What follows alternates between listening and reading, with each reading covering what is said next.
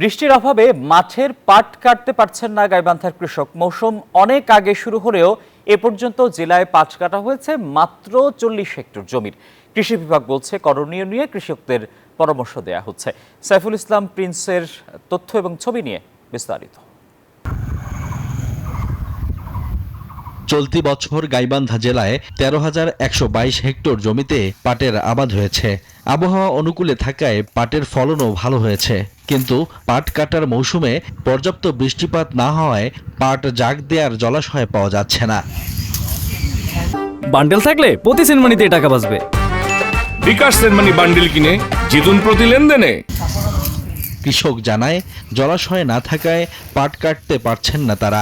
অনেকে পাট কাটলেও জাগ দেওয়ার দুশ্চিন্তায়। একদম শুষ্ক আবহাওয়া, বাড়িতে টিকে থাকা যায় না। আর এই পাট এখন কেটে কোথায় নিয়ে যাব? এখন পাট বৃষ্টি নেই, গাছের পাওয়া যাচ্ছে না, গাছের পাওয়া যাচ্ছে না, গাছের পাওয়া যাচ্ছে না, পানি নাই পুকুরে, আমি কোথায় জাগ দেবো? সেটা নিয়ে আমার সমস্যা। তবে বৃষ্টিপাত না থাকায় বিকল্প পদ্ধতিতে পাট জাগ দিতে কৃষককে উদ্বুদ্ধ করছে কৃষি বিভাগ। পানি প্রাপ্তির সাথে সাথে আমাদের পাট কর্তন সম্পন্ন হবে।